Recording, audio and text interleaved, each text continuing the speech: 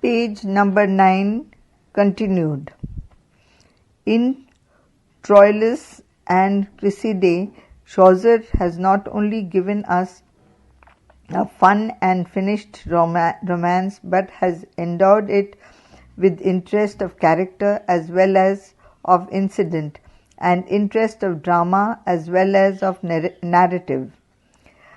The piece is somewhat too long, it has many digressions, and the action is too seldom is concentrated and spirited up. There is too much talk and too little happens. But these were faults so ingrained in medieval literature that even Chaucer could not entirely get rid of them, and hardly anyone before him had got rid of them to the same extent. The House of Fame, a poem in octosyllabic couplets, is an allegory of a dreamy type. Here we find an exquisite combination of lofty thought and simple homely language. In a dream, the poet is carried by a great eagle from the temple of Venus in a sandy wilderness up to the Hall of Fame. The House of Fame stands on a rock of ice. Written full names of folks that hadden great fames. The poet watches a number of aspirants for fame coming onto the throne, some accommodated while others refused to enter the sanctum sanctorum.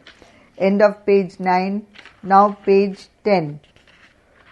For the conception of the poem, Chaucer was indebted to Ovid, Dante and Virgil, but the splendid workmanship and shining gleams of humor imparted to the poem by Chaucer's own.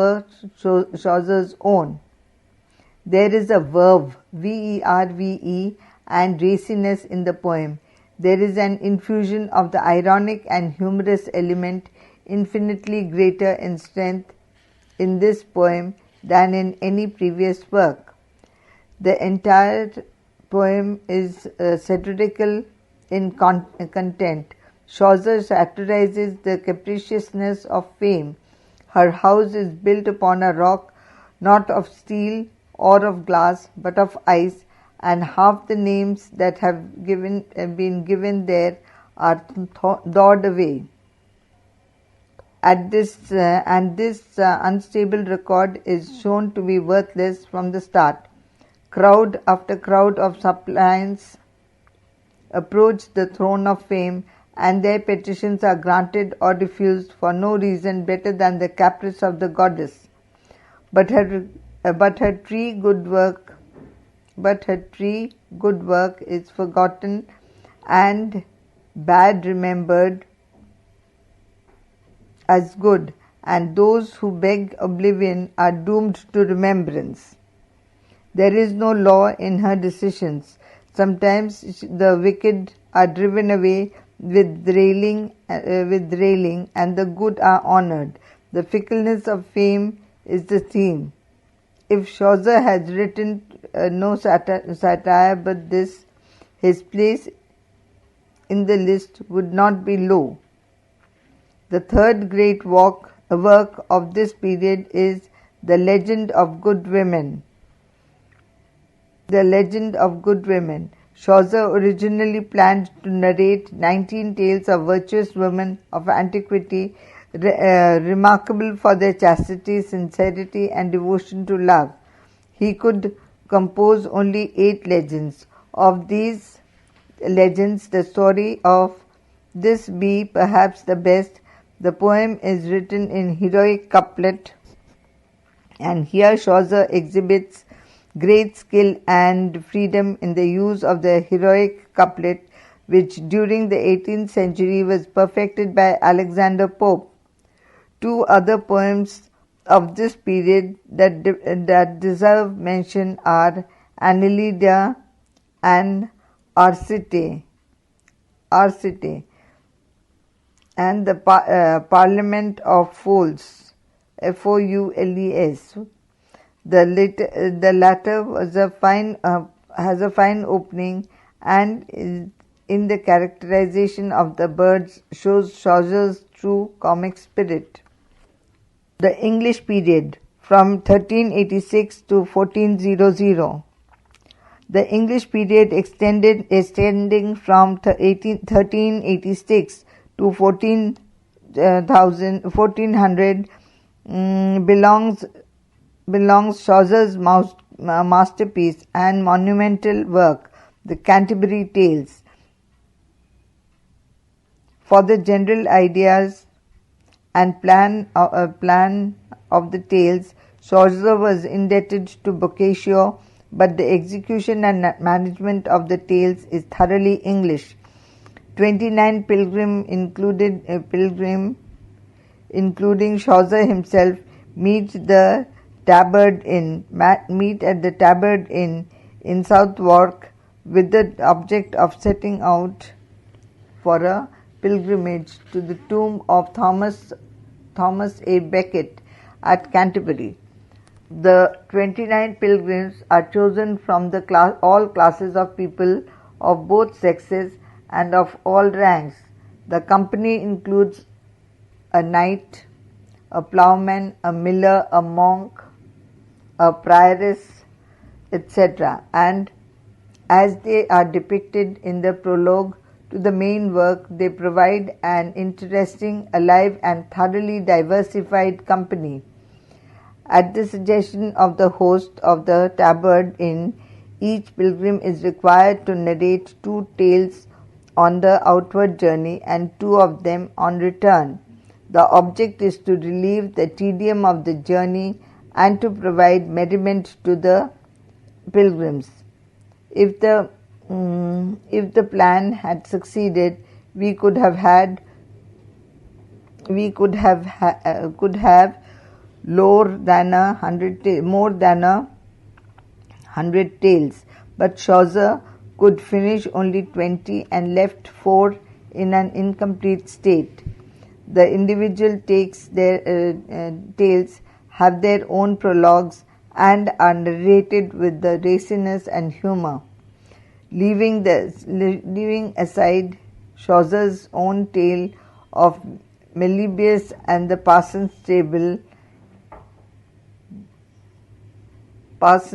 which are narrated in prose, all others are put in the heroic couplet. In the Canterbury Tales, Chaucer takes to the study of contemporary English society and turns poetry with tolerant curiosity and genial humor to the study of men and manners of his times.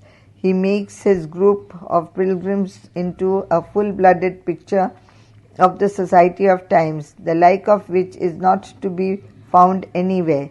Chaucer presents vividly and realistically the like of the 14th century in its variegated aspects. In the Canterbury Tales, Chaucer takes to the study of contemporary English society and turns poetry with tolerant curiosity and genial humor to the study of men and manners of his times. He makes his group of pilgrims into a full-blooded picture of the society of times, the like of which is not to be found elsewhere.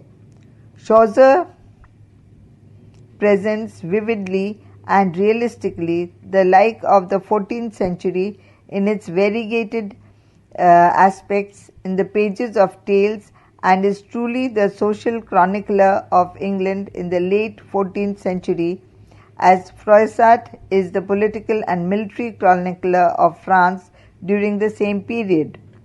The Canterbury Tales, says Sampson in the Cambridge History of English Literature, supply a miniature or even microcosm that not only of society and of English poetry up to their date, but of medieval literature, barring the strictly lyrical element and admitting a part only of the didactic but enlarged and enriched by additional doses, both of the personal element and that general criticism of life which, except in Dante, has rarely been present.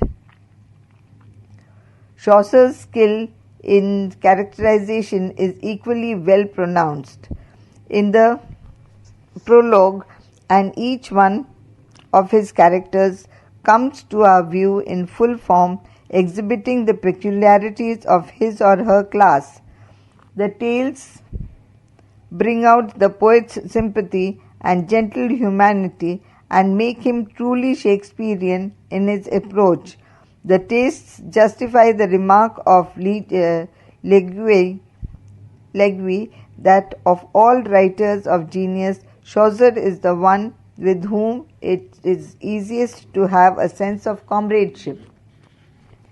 End of page 10, now page 11. Chaucer's genial humour and spirit of comedy are to be seen at their best in these tales. As the cavalcade pursues its course, a true comedy of life is being enacted. The characters of the epic shout and swear, laugh and weep, pass compliments, and show disagreement, and thereby keep alive the spirit of life. Comedy of action goes through the whole poem and makes it dramatic in character.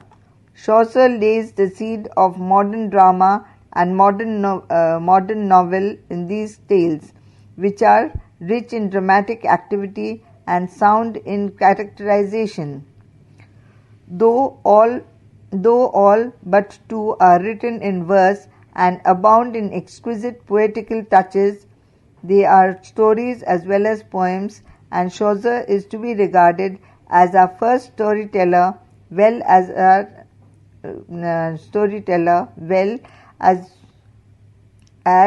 our first modern poet. The work ends with kindly fare from the poet to his reader.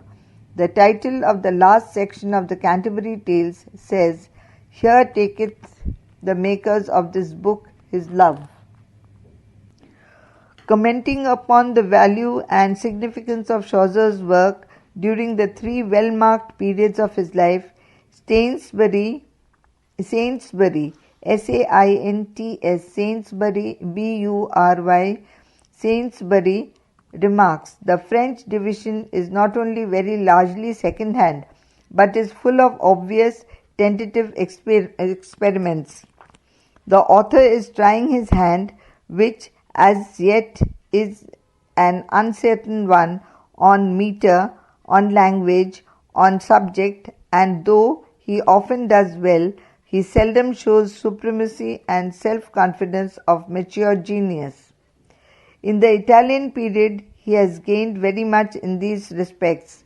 We hear a voice we have not heard before and shall not hear again, the voice of an individual, if not yet a consummate poet. But his themes are borrowed. He embroiders rather than weaves. In the third or English period, all this is over. Here is God's plenty, as Dryden admirably says. And the poet is the steward of the God of poets, and not the mere interpreter of some other poet. He has his own choice of subject, his own grasp of character, and his own diction and plot. He is at home. Chaucer's realism. Literature reflects the tendencies of the age in which it is produced, and there is always a great literary artist who becomes the mouthpiece of his age and gives expression to its hopes and aspirations, its fads and fetishes, its fears and doubts, its prosperity and enterprise in his works. Such an artist was Alexander Pope in the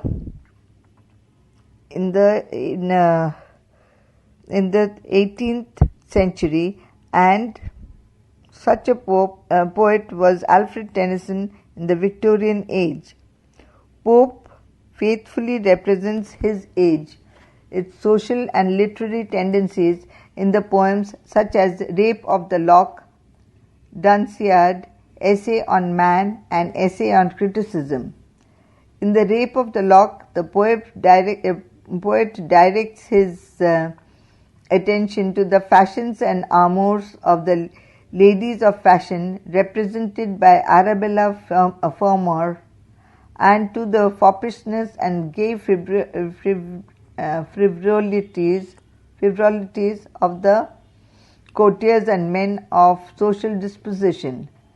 In the Essay of Man, Pope gives expression to the philosophical thought of his age, and as has been propounded by Bolingbroke, the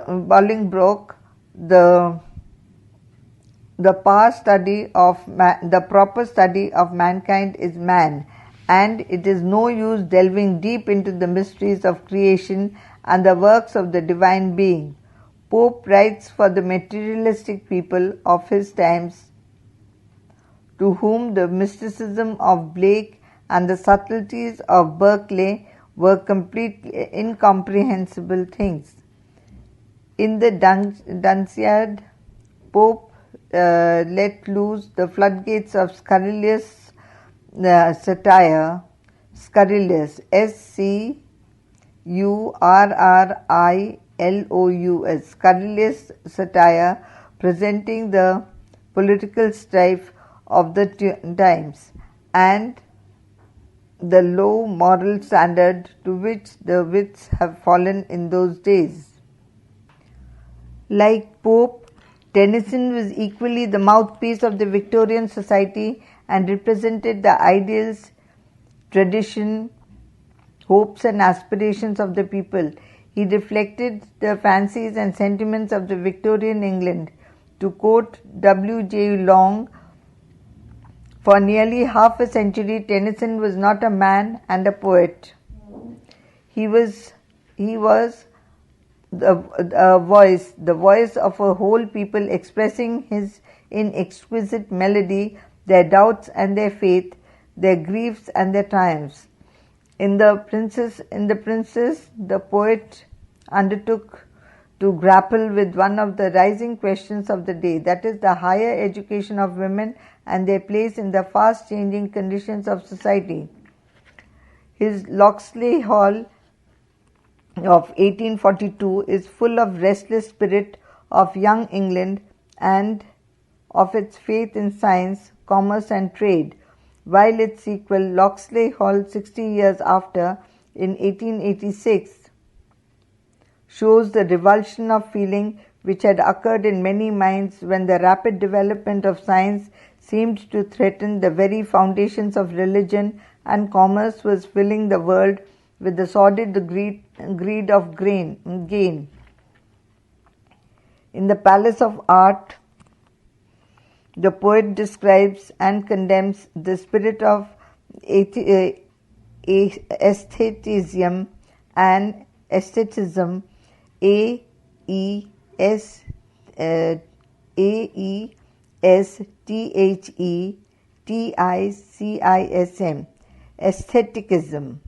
and pre-Raphaelitism, Raphaelitism, whose religion was the worship of beauty and knowledge for their own sake. Maud, M-A-U-D, Maud gives a dramatic rendering of the revolt of a cultured mind against the hypocrisy and corruptions of a society degraded by the worship of Mammon. His Idylls of the King, IDYLLS, Idylls of the King, reveal another deep conviction of his age, that is, the spreading mischief of moral taint. In another poem, The Memoriam, the poet traces the triumph of faith and scepticism. End of page 11, now page 12. In all these ways, Tennyson represents the Victorian age. Chaucer represents his own age and holds the mirror to the life of his time. He is as truly the social chronicler of England in the late 14th century as Froissart in the political and military chronicler of France during the same period.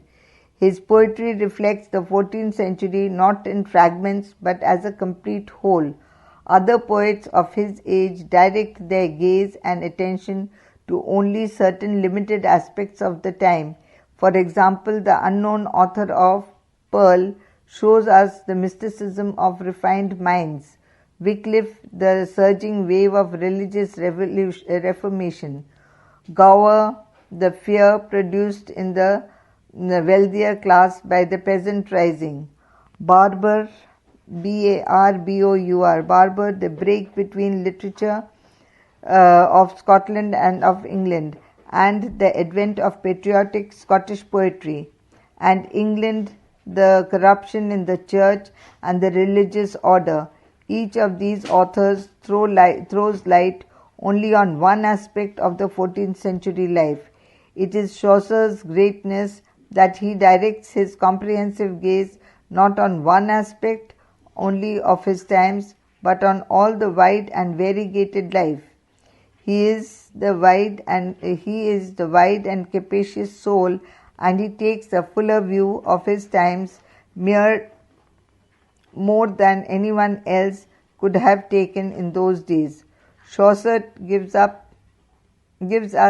a direct transcription of reality and a true picture of daily life as it was actually lived in its most familiar aspects. Chaucer symbolizes the Middle Ages and his world is medieval, but beneath the medievalism, the leaven of the Renaissance is already at work, and the poet stands at the dividing of ways, linking himself with the old world of medievalism that was passing away and heralding the birth of the new age that was peeping at the horizon. Let us now examine how Chaucer realistically portrays his age in all its varied aspects. Chaucer the realist. At the outset, it must be made clear that Chaucer was a realist, and he revealed the truth about life as he saw it. Before him, the writers were lost in a world of dreams and allegories. In his French period, Chaucer too was an allegorist, but in English period, he took off the shackle of the dreamy allegory and came out with healthy observations about the life that he found unfolding before his eyes. He had the innate instinct to attach within his purview the soul of his generation in all its fullness and its depth. He had the seeing eye, the retentive memory, the judgment to select, and the capacity to expound. Thus, his observation about his times are true and realistic. They are not set forth with the vision of a dreamy allegorist. I will read this part again because I mean it is very important. Chaucer too was an allegorist, but in the English period he shook off the shackle of the dreamy allegory and came out with the healthy observations about the life that he found unfolding before his eyes. He had the innate instinct to catch within his purview the soul of his generation in all its fullness and its depth. He had the seeing eye, the retentive memory, the judgment to select, and the capacity to expound. Thus, his observations about his times are true and realistic. They are not set forth with the vision of a dreamy allegorist. Chaucer's realism primarily comes into the setting of the Canterbury Tales, the pilgrimage to the holy shrine by a group of pilgrims belonging to all classes of society except the aristocracy and the riffraffs provides Chaucer a fitting opportunity to present realistically the picture of the real world of the 14th century life. Chaucer gives us the illusion not of an imaginary world of make-believe, but a real world peopled by real living human beings with their real foibles and virtues. Chaucer imparts the solid touch of realism in the portrayal of the characters, the minute and detailed manner in which each character is set forth in his dress, manner and behavior is highly conducive to realism. Each character, the miller, the reeve, the cook and the carpenter, by his ways comments,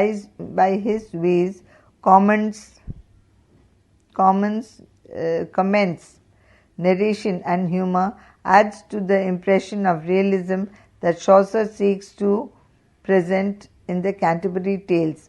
Chaucer presents the variegated life of his age faithfully and realistically. Chivalry. Chaucer's poetry reflects the chivalric spirit of the medieval times. The 14th century was still in the fascinating hold of chivalry and knighthood. In the prologue to the Canterbury Tales, Chaucer reflects the fading chivalry of the Middle Ages, represented in the person of the knight and the rising chivalry of his own times, reflected in his son, a young squire. The old knight was a brave warrior and, like many chivalrous knights of the Middle Ages, had signalized his chivalric career by fighting in 15 mortal battles, all for the defense of religion. He was the true symbol of the old world of knighthood that was passing away, giving place to a new conception of chivalry, represented by his son, the young squire, who, in spite of his military exploits, was a man of happy-go-lucky nature. The young squire was hardly as sober, sedate and prudent as his father, the embodiment of the old world of chivalry. He was a knight of rivalry, representing another kind of chivalry, the more luxurious and less idealistic temper of the age of great French wars, when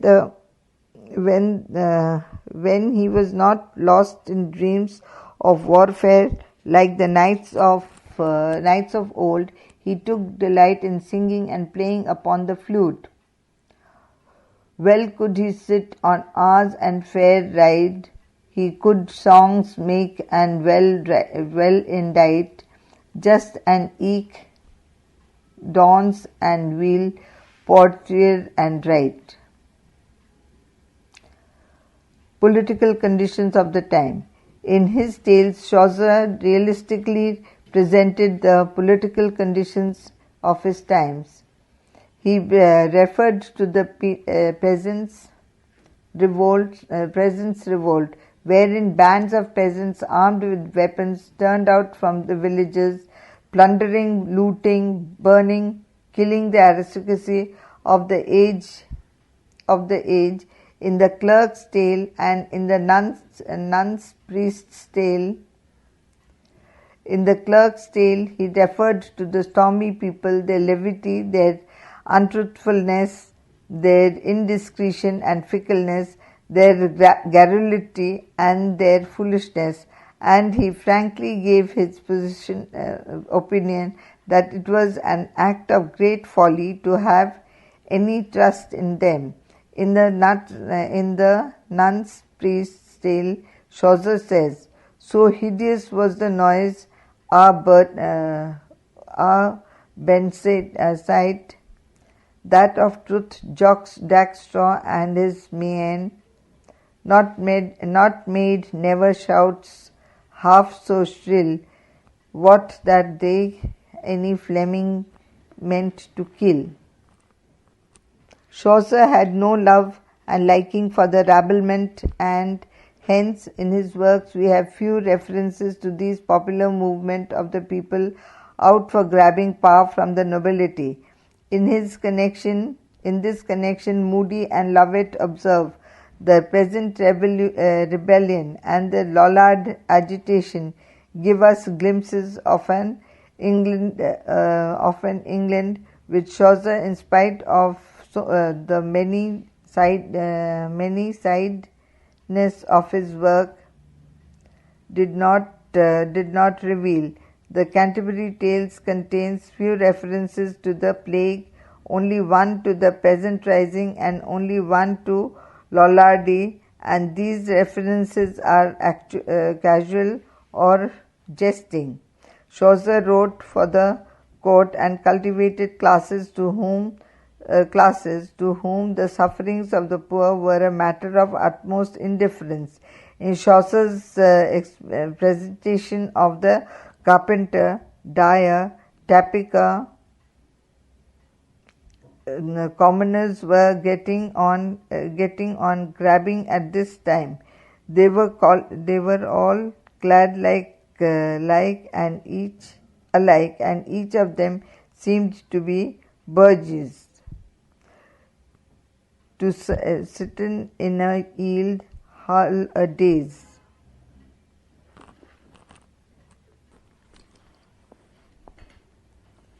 Trade and commerce. The 14th century in England witnessed the rise of the rich and prosperous merchants and tradesmen.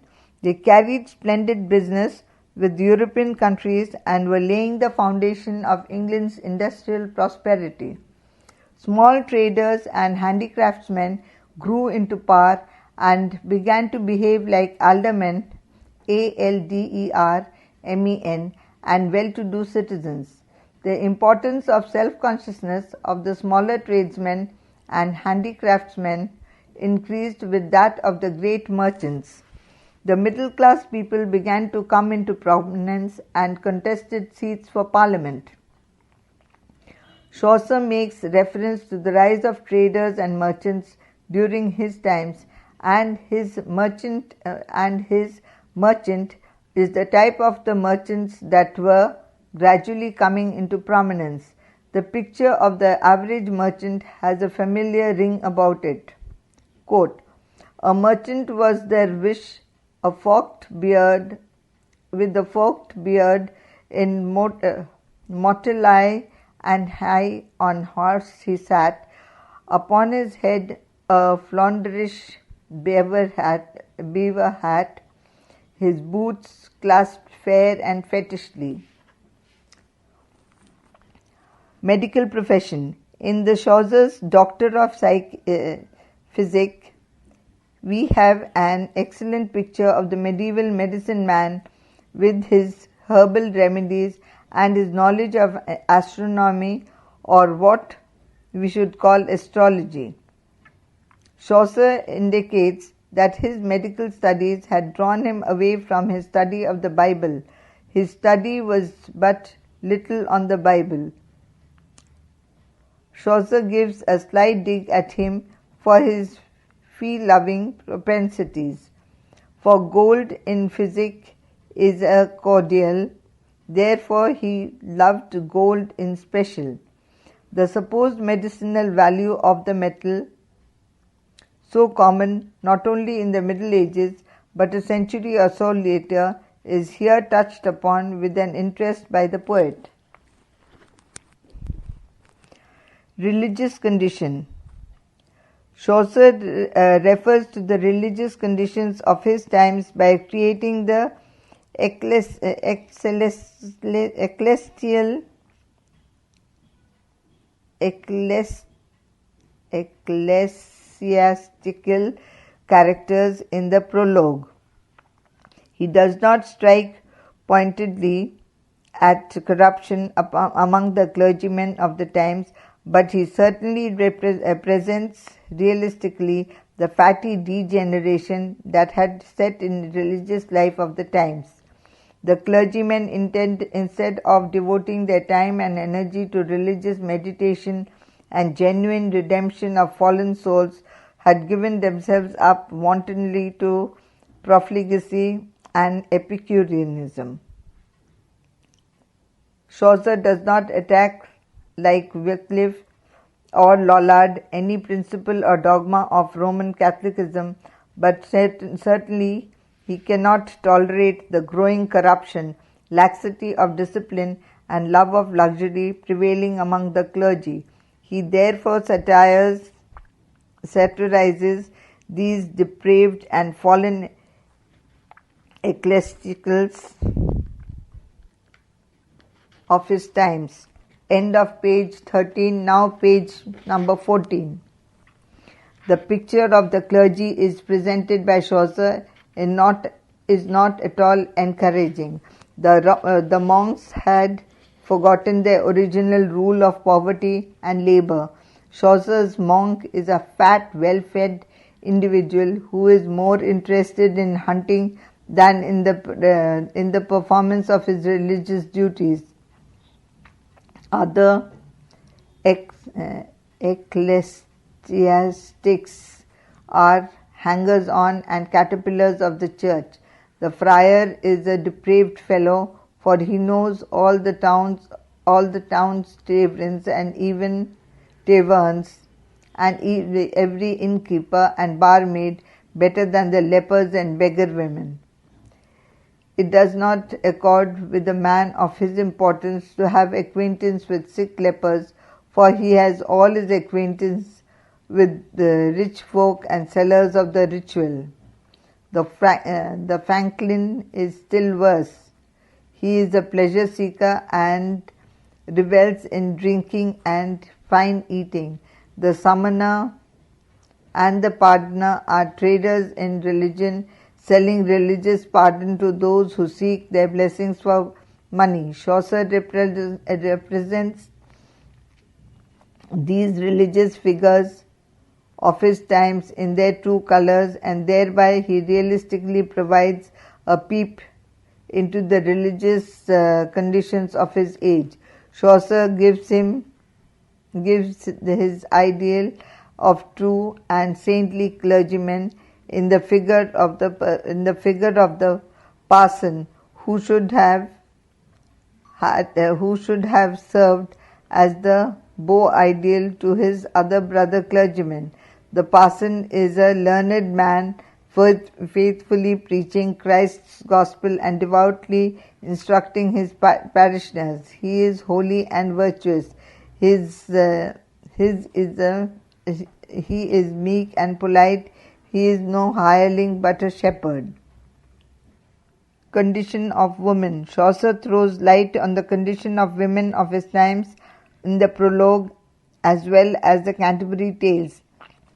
Chaucer's tales, with the exception of one or two, contain bitter attacks on women in keeping with the conventional attitude of men towards this sex. In the Nun's Priest's Tale, Chaucer points out that a husband who follows the advice of his wife will come to grief. In the prologue, Chaucer has presented 4 ladies: the prioress, a nun, a nun's priest, and the wife of Bath. These ladies are good representatives of women of the times. Rise of the lower classes. Chaucer represents faithfully the rising of the lower classes and the noise that they began to create in the social life of the age. In his Clerk's Tale, Chaucer refers to the stormy people, their levity, untruthfulness, indiscretion, fickleness, and garrulity. The labourers clamoured for their rights and defied the authority of the landlords. But there was in the midst of this upsurge among the servants and the labourers, a class of conservative workmen who were still devoted to their old ways of living and paying respect to the authority. Chaucer's ploughman faithfully represents the class of conservative labourers who were devoted to their masters and were faithfully performing the normal course of activities. Table manners. Chaucer also reveals the condition of the inns of his times and the table manners of the pilgrims. We gather from Chaucer that the inns were situated at some distance, and beer was also served in places other than these inns. There is also a distinction on the table manners of the age in the prologue. Each guest brought his own knife, but for common use there were no forks. At the beginning and end of dinner, everyone washed their hands, an obviously desirable proceeding. Love for display and extravagance. Chaucer represents faithfully the love for display and extravagance in the upper and lower classes of the 14th life.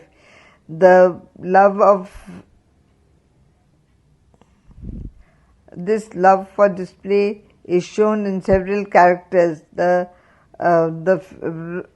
prologue, the horse of the knight was decked with finery. The wife of Bath was decked herself to the kerchiefs and flattery.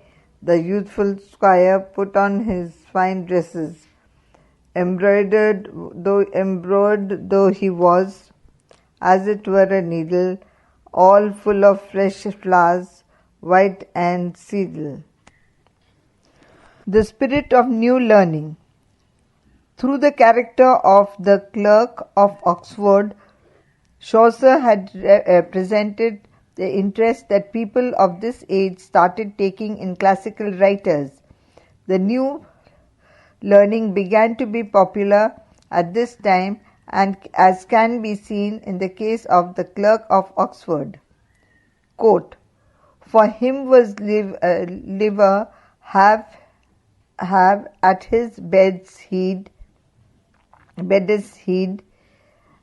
20 books clad in black or red of Aristotle and his philosophy than robes riches of or fitly or gay sorcery."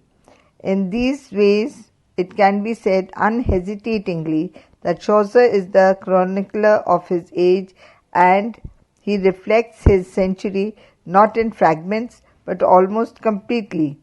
He heralds the birth of the new humanism and the dawn of the Renaissance, and at the same time he vividly brings before us the traditions and the conventions which his age had inherited from the Middle Ages. End of page number 14. Now page number 15. Chaucer's art of characterization. Chaucer is the first great painter of character in English literature. In fact, next to Shakespeare, he is the greatest master in this field. In the Canterbury Tales, Chaucer takes the study of contemporary English society and employs poetry with tolerant curiosity to the study of men and manners. In the prologue, he introduces 30 pilgrims representing all types and shades of the 14th century society except the highest and the lowest, the two extremes unlikely to meet in the concourse. Except for royalty and aristocracy on the one hand and the robbers, tramps and outcasts on the other, two extremes which seldom meet in one company. He has painted with the sureness of touch and the whole of the English nature, touched the whole of the English nation during the 14th century. He gives us a fine picture of the society of his times. Before the Canterbury Tales, we do not find a poem of which the first object is to show the truthful spectacles of life by presenting pilgrims drawn from different classes of society, ranging from the knightly class to the order of the clergyman. Chaucer presents the 14th century life as vividly and clearly as Tennyson did later in the Victorian age. Chaucer's characters form a picture gallery of the 14th century life. He presents each of his 30 pilgrims with minute details about their dress, physical features, habits, peculiar manners, and idiosyncrasies of character. In the group of the pilgrims that set out for the holy pilgrimage to Canterbury, we have a knight, a squire, a yeoman, a prioress, a monk, a friar, a merchant, an Oxford clerk, a sergeant at law, a franklin, a haberdasher, a carpenter, a weaver, a dyer, a shipman, a cook, a doctor, a physic, a good wife from Bath, a parson, a ploughman, a reeve, a miller, a summoner, a pardoner, and a manciple. This list of pilgrims shows that almost all classes of people are represented by Chaucer in his picture gallery. The 30 pilgrims belong to the most diverse profession. The warlike element, consisting of the warriors and heroes, is represented by the knight and his son. The learned and the liberal professions are respected by the man of law, the doctor, the Oxford clerk, and the poet himself. The merchant and the shipman bring the commercial community, while the wife of Bath, an expert cloth maker, hairdresser, and his associates represent the group of smaller traders and manufacturers. Agriculture is represented by the ploughman, the miller, and the franklin. The upper servants of society are represented by the manciple and the reeve, and the lower circle is brought out by the yeoman and the cook. The ecclesiastical order is pictured by the monk, the prioress, the parson, the friar, the pardoner, and the summoner. As well as artist, as an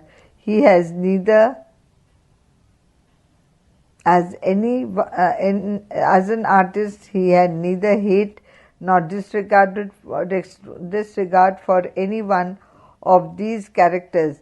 He experienced as much delight in conceiving an Iago than an Imogen.